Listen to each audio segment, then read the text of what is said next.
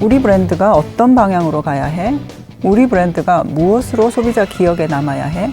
이런 크고 모호한 고민을 해결하려면 하나의 영역에 얽매여서도 안 되고 누구나 생각할 수 있는 뻔한 접근을 해서도 안 됩니다. 그래서 오늘 이 시간에는 단순 마케팅 기술자가 아닌 더 큰 고민을 하는 큰 마케터로 성장하는 법을 알려드리려고 합니다.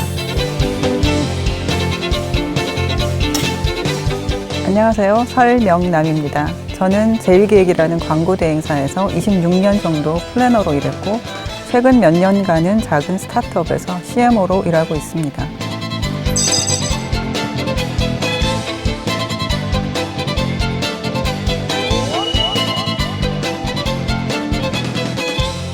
언제부턴가 혁신을 원하는 브랜드끼리 혁신 주도권 싸움이 벌어지기 시작했습니다. 이 싸움이 가장 첨예하게 벌어졌던 것은 2010년대 초반이었는데요. 이 시기 마케터들이 자주 듣던 말이 있습니다. 시장에서는 다들 혁신하면 애플을 떠올리지만 실제 스펙은 우리 것이 훨씬 좋다. 만약 시장에서 그런 걸 잘 모른다면 그것은 마케팅 탓이다 라고요. 이 시기에 저는 과연 애플은 무엇이 달랐길래 더 나은 스펙을 가진 타 브랜드들을 뛰어넘고 혁신의 대명사가 될 수 있었을까라는 고민을 시작으로 애플을 연구했습니다. 그렇게 한 10년 넘게 애플을 연구하고 나름의 답을 찾았는데요. 제가 개인적으로 내린 결론은 애플의 비결은 슬로건에 답이 있다라는 것이었습니다. 알다시피 애플의 슬로건은 다르게 생각하라죠. 처음에는 다르다에 방점이 있다고 생각했습니다. 하지만 캐면 캘수록 정작 중요한 본질은 이 생각에 있다는 것을 알게 되었습니다. 그럼 애플의 목표를 정리한 브랜드 미션을 한번 볼까요? 혁신적인 하드웨어, 소프트웨어 및 서비스를 통해 고객에게 최고의 사용자 경험을 제공하자. 이 문장에서도 알 수 있듯이 이 브랜드의 목표는 혁신적인 하드웨어, 소프트웨어, 서비스 그 자체가 아닙니다. 애플의 목표는 결국 고객 경험입니다. 애플은 가장 혁신적인 회사이지만 혁신 자체가 목적은 아닌 거죠. 이런 브랜드 미션은 제품과 서비스에도 굉장히 잘 녹아 있는데요. 대표적인 사례를 한번 같이 볼까요? 2023년 6월 애플의 세계 개발자 대회가 열리며 전 세계적인 관심이 쏠렸습니다. 이 자리에서 정말 오랜만에 애플 신제품이 나올 것이라고 예고되었기 때문이죠. 이 자리에서 공개된 신제품은 바로 비전 프로입니다. 사실 이미 메타, 소니, HTC 등에서 3D 고글 상용 제품을 출시한 상태라서 3D 고글 자체가 새로운 것은 아니었습니다. 그런데 왜 그렇게 다들 이 신제품을 궁금해한 걸까요? 저 역시도 세계 개발자 대회에 나온 팀 쿡의 PT 영상을 봤습니다. 그리고 역시 애플이네 라는 생각을 했죠. 신제품 이야기가 아니라 인간의 공간 컴퓨팅 이야기를 하고 있었거든요. 이 자리에서 팀 쿡은 이런 말을 했습니다. 맥이 개인 컴퓨터 시대를 열고 아이폰이 모바일 컴퓨팅 시대를 열었던 것처럼 애플의 비전 프로는 우리에게 공간 컴퓨팅을 선보이게 되었다. 비전 프로는 사용자들에겐 엄청난 경험, 개발자들에겐 신나는 새로운 가능성을 제공하게 될 것이다. 네, 들어보니 어떠세요? 기술을 만약 강조한다면 시중에 나온 것 중 가장 최고의 3D 고글이라고 말할 수 있었겠죠. 하지만 제품의 스펙이나 기술은 뒤로 숨고 이야기의 초점을 사람에게 맞추는 전형적인 애플식 화법을 선보인 것입니다. 기술, 혁신 이런 이야기가 아니라 시대를 완전히 나누는 다른 생각이라는 걸 어필한 거죠. 사실 애플이 대단한 것은 기술력 그 자체보다 오히려 이러한 생각의 프레임이라고 다시 한번 느꼈습니다. 이번에는 애플의 오프라인 매장에 관해 이야기를 해볼게요. 네, 브랜드 매장을 만들 때 애플 스토어를 벤치마킹하는 곳도 많습니다. 제가 실제로 샵 기획 업무를 수행할 때도 애플 스토어처럼이라는 요청을 많이 들었는데요. 이때 클라이언트의 생각은 대체로 깔끔하고 넓은 원목 테이블 같은 인테리어 요소나 제품 배치 및 동선 고민에 그치는 것 같습니다. 물론 이런 실무적인 요소도 중요하지만요. 실행 이면의 깊은 철학이랄까? 이 공간이 품고 있는 관점의 차이를 좀 더 관심 있게 보면 좋지 않을까 합니다. 예를 들어 애플은 공간을 규정할 때 우리는 제품을 판매하는 리테일이 아니라 인류에게 영감을 주는 박물관이다 라고 정의합니다. 그리고 제품 전시 자체도 백화점이 아니라 박물관처럼 하죠. 일하는 직원도 단순한 판매원이 아니라 교육자라고 정의하고요. 애플 스토어의 디자인 가이드라인에는 이렇게 적혀 있습니다. 애플 스토어는 2001년부터 물건을 팔기 위해서가 아니라 교육을 하기 위해 디자인되었다.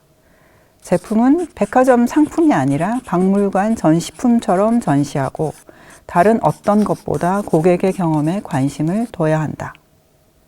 애플은 이 가이드라인을 따라 꾸준히 역사를 쌓아오다가 2014년부터는 애플 스토어의 개념을 도시광장으로 더욱 확장했습니다. 세계 주요 도시에서 가장 유명한 랜드마크에 브랜드를 연결한 거죠. 애플 스토어가 있는 유명 관광지에 여행 가보신 분들은 아마 느꼈을 겁니다. 지금은 오히려 애플 스토어가 유명 관광지를 넘어서는 랜드마크처럼 되었구나 하고요.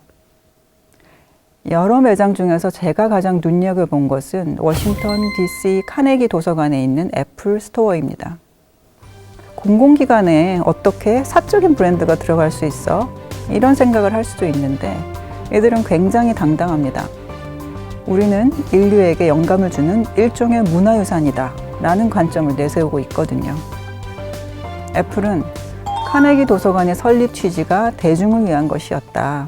애플 스토어가 이곳에 위치함으로써 학습과 발견, 영감을 주는 진정한 도서관이 되었다 라고 강변합니다. 제가 이 사례를 통해 결론적으로 강조하고 싶은 애플 스토어의 진면목은 역시 디자인이 아니라 그 남다른 생각의 프레임이라는 점입니다. 그런데요, 우리나라에도 이런 남다른 생각의 프레임을 엿볼 수 있는 브랜드들이 있습니다. 저는 그 중에서도 LG전자를 소개하고 싶은데요. 처음으로 이 회사에 놀랐던 건 2011년이었는데요. 이때 이 회사는 옷을 빨거나 다리지 않고도 마치 새 옷처럼 다시 입을 수 있도록 관리해준다 라는 굉장히 특이한 컨셉의 가전을 하나 출시했습니다. 하지만 컨셉도 생소한 데다가 가정에서 사용하기엔 크기가 커서 호텔이나 식당에만 조금 판매되고 가정에서는 외면받기 일쑤였죠. 그랬던 이 제품, 이제는 혼수가전에서 빼놓을 수 없는 제품으로 등극했습니다. 바로 스타일러입니다. 이어 2019년에는 글로벌 혁신의 격전장인 미국 CE쇼에서 가정용 맥주 기계를 선보였는데요. 당시에는 혁신의 주도권 싸움이 굉장히 민감할 때라 저마다 살벌한 표정으로 전시를 준비했죠. 그런데 혁신과는 조금 거리가 있는, 그러나 라이프스타일과는 훨씬 더 잘 연계된 그런 제품을 들고 나와서 의외였죠. 하지만 이러한 역발상적 접근이 어쩌면 더 사람들의 주목을 받고 화제를 이끌지 않았나 싶습니다. 그 뒤에도 이들은 굉장히 소신 있게 가정용 식물 재배기를 내놨습니다. 솔직히 이런 제품이 얼마나 팔리겠습니까?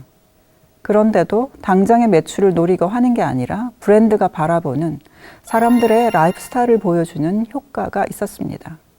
이어서 또 다른 제품을 내놨는데 이게 또 좋은 반응을 얻었죠. 바로 스탠바이미 TV입니다. TV를 스탠드 형태로 만들고 아래에 바퀴를 달아 이동성을 추가한 것이 특징입니다. 기술 자체로 이야기하면 분명 어려운 기술은 아닐 거예요. 그렇지만 실제 소비자의 라이프스타일을 연구하다 보니 이런 해결책이 나온 거잖아요. 저는 이런 마음이 정말 소중하다고 생각합니다.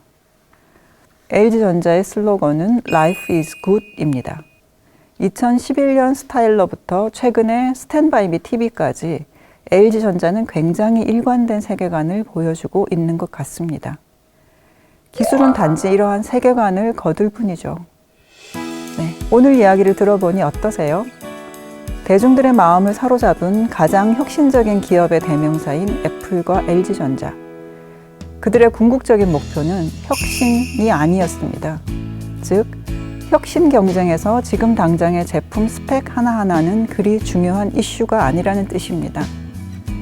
각 브랜드의 제품은 현재까지 나온 가장 최선의 방법일 뿐이고, 결국 중요한 것은 브랜드의 목표를 어떻게 설정하느냐에 있습니다. 단순히 기술을 위한 기술이 아니라 그 기술이 무엇을 지향하는지가 분명해야 하는 거죠. 그리고 그 생각이 꾸준히 이어져야 한다는 것도 기억했으면 합니다.